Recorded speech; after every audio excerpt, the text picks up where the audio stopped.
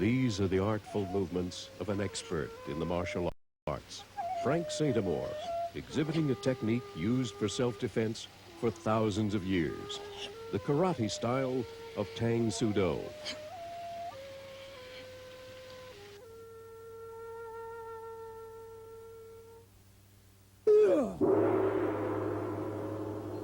Where balance and skill, secret knowledge of physical leverage, and the element of surprise can stifle opponents before an aggressor's attack begins.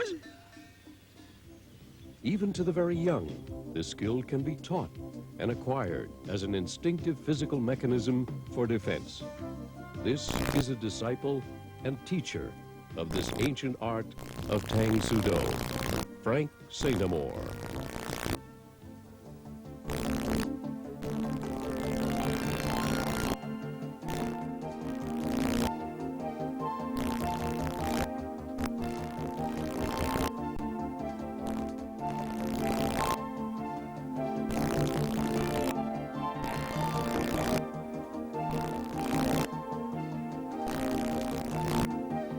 This was a happy ending for this family's missing child. In light of this national concern for the safety of America's young people, Frank St. Amour has designed this specialized program which teaches children of all ages some basic awareness and self-defense techniques. This preventative program will teach children 8 defense techniques that will stun or disable an attacker long enough to break free and run to safety. We cannot overemphasize the need for children to be aware of life-threatening situations and to be able to protect themselves should the need arise. Hi, I'm Frank St. Amour, and today we're going to learn some simple safety and self-defense techniques that you can use to protect yourself. There's 2 kinds of people in this world. There's the good guys and there's the bad guys. Does anyone here know how to tell if someone is a bad person? Billy? A bad person is someone who tries to grab you and take you somewhere where you don't want to go. That's right. Who else can tell me what a bad person does? Jennifer? When someone hurts you or touches you where you don't want to be touched. So what do you do when someone touches you where you don't want to be touched? You say, no! Good. Now, the best way to protect yourself is by awareness. Can anyone tell me what awareness means? It means being careful and being alert and making sure strangers not watching you or following you. Good. Awareness means being careful. How can you be extra careful when you go to school, to a movie, or outside to play? How can you be extra careful anytime you leave your home? You can start by listening to your parents and teachers when they tell you where to go and what time to be home. That's right. Listen to your parents and your teachers. What else? Don't talk to strangers or get a ride home with someone. And don't accept gifts from strangers. Okay. Remember, don't talk to strangers, don't ever accept a gift from a stranger, and don't ever take a ride in a car with a stranger. Also, remember, never do any of these things with a person you do know unless your parents said it was okay. All right? How many of you walk home from school? When you walk home from school, try to walk home with a friend. You do not want to walk home alone unless you have to. Also, try not to take any shortcuts home that are through the park or through fields, where no one could help you if someone tried to hurt you. Something I want you all to remember is when you walk down a sidewalk, always walk down the middle of a sidewalk. Try to stay away from alleys and doorways because someone could be hiding and grab you when you walk by. Can anyone think of anything else you should do when you're walking along a street? You should walk on the side of the sidewalk where the cars are facing you. That way a car can never pull up behind you where someone could grab you and pull you in. Good. Don't take unsafe shortcuts and always walk on the middle of the sidewalk on the side that faces traffic. Now, if someone threatens you, tries to hurt you or touch you where you don't want to be touched, or if someone tries to grab you and take you in their car or building, what should you do? You say, no! Good. But what else could you yell? Does anyone know? The best thing to yell is fire. Why? Well, sometimes people are afraid to come out when they hear you yell, help. So you yell fire instead. Let's hear everyone yell, fire! Fire! All right, the last thing I want you to remember is if anyone tries to grab you or hurt you, Do not be afraid to make as much noise as you can. Yell no and fire. Also, break a window if you have to. Do anything you can to try to let people know that you're in trouble and need help. Everyone got that? Okay, let's learn some self-defense skills that can help you protect yourself against the bad guys. For those viewing this video, please push the pause button on the VCR after each of the 8 techniques so you can practice these skills yourself. The first technique is the wrist release. The first thing to remember is always look at the grip's weakest point, which is the thumb. If you'll notice, your hand has 4 fingers and 1 thumb. Because 4 digits are greater than 1, the wrist can be released easiest by pulling away from the thumb, which means whenever someone grabs you, always focus on the thumb. Watch carefully now as I grab Ryan's wrist. First he looks at the thumb, then he lowers his elbow, and with speed and leverage, he pulls against the weakest point, which is the thumb. And you're released. Now that you're released, don't just stand there, run! When practicing, please take 2 quick steps backwards and escape.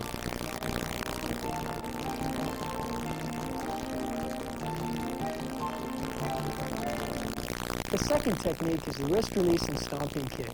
Same focus and release technique you just learned, except now I want you to raise one leg so that the knee is equal to or higher than the waist. Then using the outside edge, concentrating on the back half of the foot, stomping on top of the attacker's foot. Now watch carefully as Ryan first releases his wrist, then with the knee raised, he uses a stomping kick with the outside edge of his foot to the top of the attacker's foot.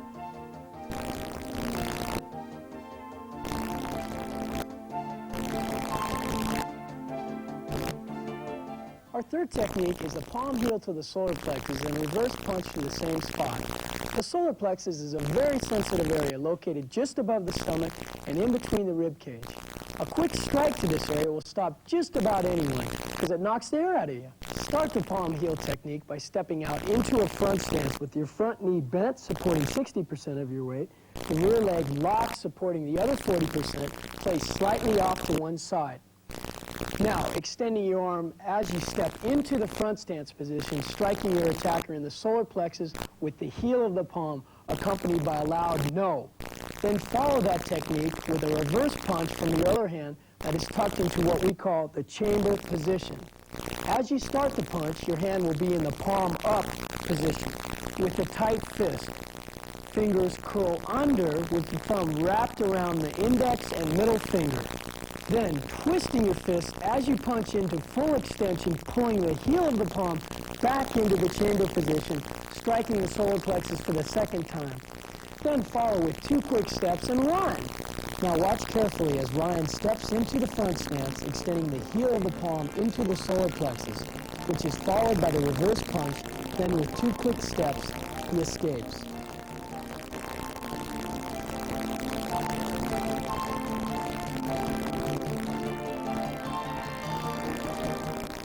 The double knife hand front stance is the next technique you'll be learning. Start this technique with your arms crossed against your chest, standing firmly in a front stance, which you just learned, then extending your arms, blocking a grab or choking motion to the neck with the knife edge of your hands, which are in a 45-degree angle away from the body. Follow this technique with 2 quick steps under the attacker's arms, getting away as quickly as possible. Now remember, don't just stand there, run! Again, watch carefully as Ryan, with arms crossed, extends his arms out in a 45-degree angle, blocking with the knife edge of his hands in a front stance, then escapes under the attacker's arms as quickly as possible. When practicing the double knife hand block, if your partner or parent is able to touch you as you go underneath the arms, you're moving too slow. So please, try again.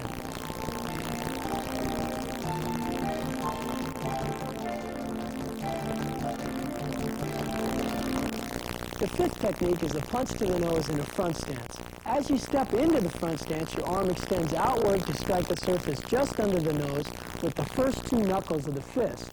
Then follow this technique with 2 quick steps backwards, then run. Watch as Ryan steps into the front stance, his arms extend outward, striking under the nose with the first 2 knuckles of the fist, then runs.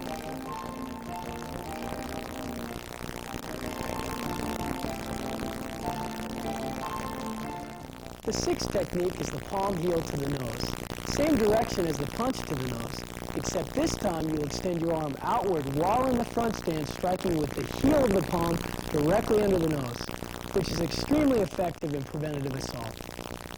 Watch closely as Sarah steps into the front stance while extending to strike under the nose with the heel of the palm, then quickly escapes.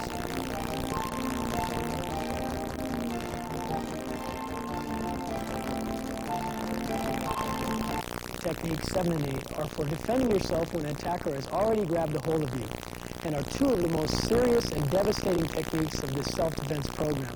They should be used only in life-threatening situations. The double finger jab to the esophagus or throat. This technique is used when the attacker's head is in close. Start by holding the index finger and middle finger tightly together, creating one very strong finger. Then extending the arm upward and push firmly into the esophagus. This will stop the attacker every time, allowing you to get free and run. Watch as Sarah's grabbed in what looks like a doom position, but using the double finger jab to the esophagus, she is able to break free and run.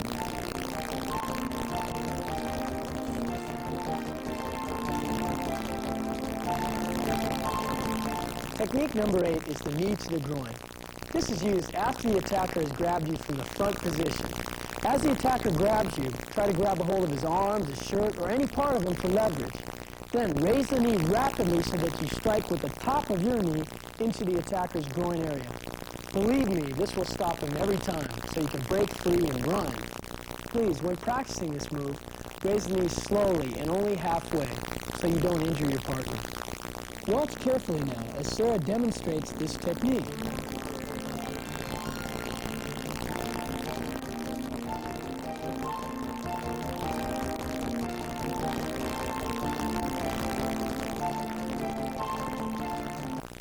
Yes, what we're going to do is break down the right and left side. And we're going to use the right and left side of the brain at the same time. So it might be a little confusing at first, but don't, be frustrated if you can't do it. So I want both hands to come out. We're going to go right down, left back, and cross directly in front of the face, making a complete circle. So once again, right down, left back, cross in front of the face, just like this. And once you get that side down, do the left side. And as I said, don't be worried if you can't do it, because 99% of the people can at first. Now let's see these two guys do it. Ready? Sarah and Billy? Go ahead. Arms out, right down, left back. Give it a try. It's a little confusing at first, but once you get it down, there's no problem. Go ahead and do it again, Billy. There you go, all the way through. Try it a few times, all the way through. For those at home, just keep trying until you can get it down, right and left side.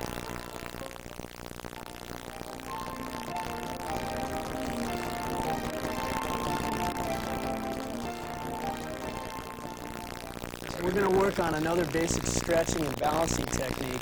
And what I want you to do is press down on your left leg for balance, put the right knee up high, grab onto it with both hands, and pull back into the chest. And once you press down on that left leg for balance, you should be able to stand here for a while. After that, go from behind, again, pull and arch your back just a little bit, stretching. Once you get that done, do the other side. Up, and same thing from behind. Let's see you two guys try that. Put your right knee up. Forward, forward, forward, good. And then try it from behind. So for those at home, try to do that, but remember to press down on your base leg for balance.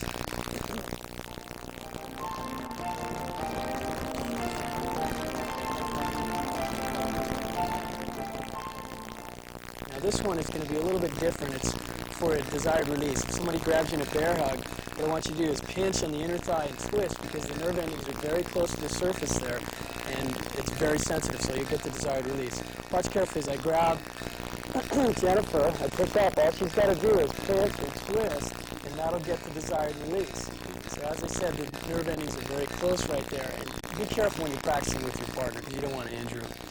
All right? Hopefully you never have to use that, but just in case that does work. Just in case. Very defensive motion.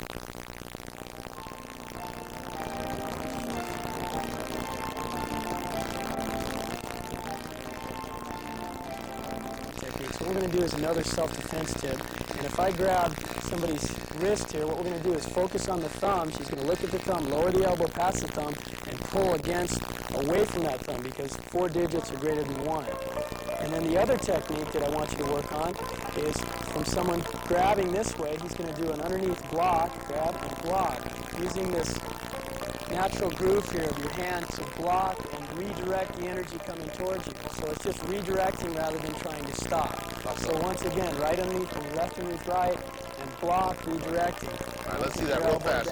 We gotta take off. Okay, ready, go. Good.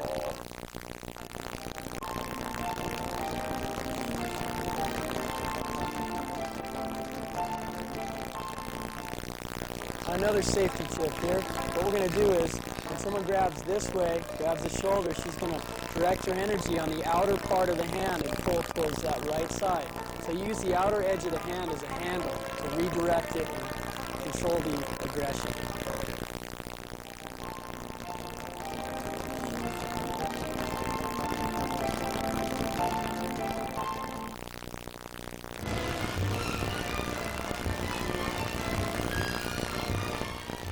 Good to see you, Frank. Thank you. You got your uniform on. I sure do. Frank, you advocate turning fear into strength by teaching children how to protect themselves. You claim that by doing so, they're less likely to project a timid and therefore attractive image to child molesters. You feel also that the resulting confidence that you develop in children makes a difference even if a blow is never struck. So basically your theory is to attack and fight off. Well, actually, it's being more aware and using offensive technique as well as defense. So yes, that is correct. Mm-hmm. Okay, well, on the other hand, as Newman Ribner's advice is three-pronged. Assuming the child is thoroughly informed about sexual abuse, her advice is, number one, yell stop, number two, run away, number three, tell somebody. She claims that 85% of kids who are sexually abused are the victims of someone they know and have trust in, a good relationship, in other words, and therefore that there isn't that much violence involved in that.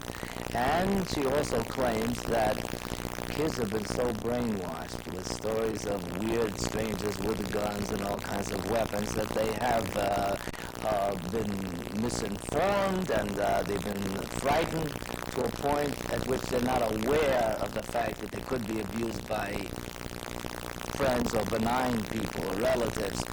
And then finally, she's also, concerned about the physical and psychological burdens placed on children who feel that because they've been sexually abused, somehow they've done something to provoke it, causing guilt.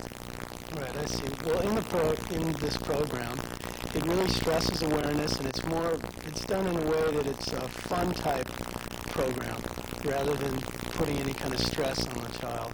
And it also deals mainly with awareness and safety, and as well as different release techniques. So it is very defensive in nature. However, sometimes your best defense is a strong offense, and vice versa. Frank, what about her point that a would-be attacker is likely to be bigger and stronger than a child, and therefore wouldn't the child be putting himself in greater danger? This is true, yes. But I would say that the threat from the outside is very real. Like you're saying, it'd be a lot bigger. But using the element of surprise and the different leverage and pressure points, the techniques can work for any age person, regardless if the other person is 5 times as big. No kidding. Yes, it does work. The children can do that. Yes.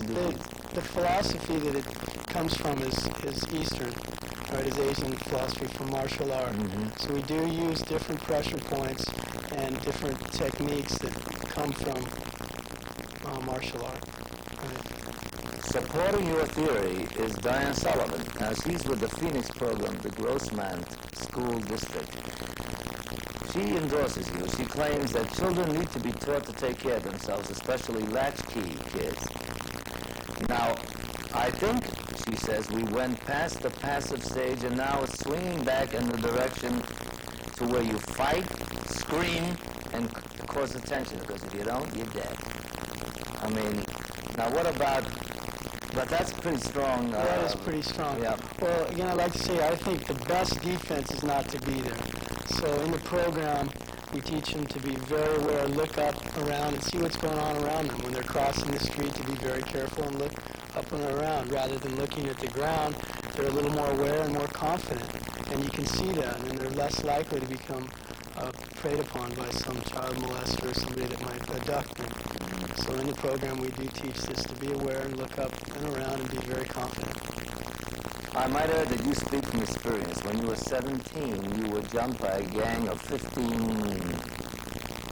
thugs in the park, and you were beaten so badly that you had to be hospitalized. That is correct. And that's when you thought about Learning. you have a choice of standing still or fighting. Right. Well, actually, I really wanted to learn how to run as fast as I can, run a lot faster. So in those odds, it's the best thing you can do. In any circumstance, the best thing to do would be not to be there, to run.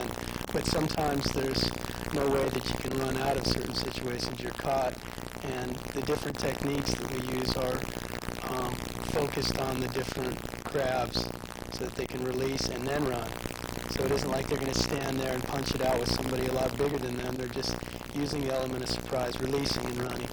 I read your material and quote from a recent case of a Capistrano Beach girl, 8-year-old girl, her name was Holly Shelley, who fought off a would-be attacker who was trying to force her into a red sports car.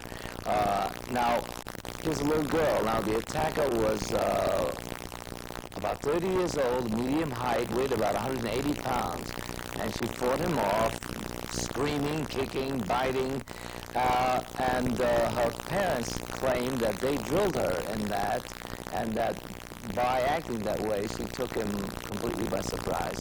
So apparently this technique does work. Exactly. That's it. She used the element of surprise. I'm sure that the guy who was trying to forcibly abduct her wasn't expecting this, and she reacted rather than be submissive. She reacted, yelled, I believe used one of the techniques that I have on my video program, which is a kick to the top of the foot where a lot of the nerve endings are, and created the release where she was able to run and fight or whatever she had to, scream and yell and get attention so that she was able to break free and run. And that panicked the guy who... Well, on the demo, you didn't have shoes on, but it works if you have shoes on as well. Yes, Even more so. Now, okay, Frank, now what other advice would you have to offer children? Well, Make them the strongest point I would say is to be more aware and look up and around. They'd be a lot less likely to be preyed upon. As I said earlier, they should just be aware of what's going on around them, and it just would be a lot better for them in every way of life. Okay, now the good woman mentioned, Diane mentioned latchkey kids, kids who are left alone while their parents work. Now kids go to and fro. They go from and to school, yes, and the store and playground. What about that? Is there a way they should walk? No, well, yes, I would say rather than looking down at the ground and kind of being not aware of what's going on, rather than looking down.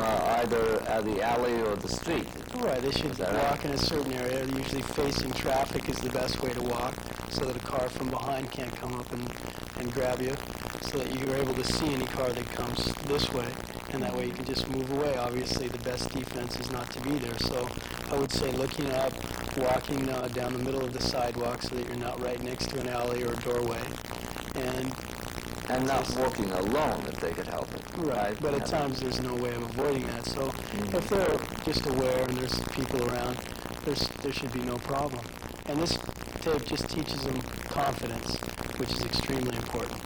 And if somebody stops you and says, hey, fella, or little girl, or whatever, you don't approach the car. Yeah, that's right. You don't even give them an answer. Just keep going. What about provocative clothing? Now, I mentioned that in an effort to dress the kids, particularly little girls, in a cute manner, I noticed that Holly was wearing only little shorts. Is that something that parents should be aware of? Well, yes, I believe so, but at times there's really nothing you can do about that, especially in our particular climate here in San Diego. It's very warm, and there's just at times that's what they're going to wear. So it's hard to say to the kid to wear a certain thing or try to make him dress up real warm and everything. Sometimes it can be overly so, where they're they don't have enough clothing on, but most of the time I don't think that's true. At times you might be only in the bathing suit or something, so it's really up to the parent, but hopefully with their awareness they shouldn't ever have to come in contact with that, and they'll avoid any kind of confrontation, being able to see it coming and moving away from it. What about scaring children to a point where they're almost paranoid about strangers? Right. I think there could be that problem, but again, in this program, we are just emphasizing the need to be aware and also the different evasive defensive motions. So it's not like we're scaring them. It's a fun type thing that they work with their teacher or their group leader or whoever the adult may be. A lot of schools have them. I know that I have principals and different counselors and teachers, and one of the psychologists for the Olympic teams is endorsing the program. So we're not encouraging people to go out and fight other kids. I mean, right? Exactly. No, it's to prevent conflict. Many letters of recommendation, both of you personally and praise for the program, from school officials, from police officials, and from the Mr. Whately, who is a psychiatrist from the United States Olympic Committee. A psychologist. Psychologist. Yes. He was the author of The Psychology of Winning, Winner's Edge, and a few other books. Well, thank you so much for coming and making us aware of what we need to know so badly. The Spotlight, this is Mike Pollack. Thank you, class, and you at home or school for joining me. Practice these self-defense techniques at home step by step so that if the need arises, you'll be ready. Remember that even with years of training, most children won't be able to overpower an attacker. However, using these techniques will equip you with the skill and element of surprise so you will not be overpowered. The philosophy behind this program is self-defense and preventative assault. The karate roots of these techniques have been used for thousands of years and taken step by step are simple but very effective. Just remember, you can do it.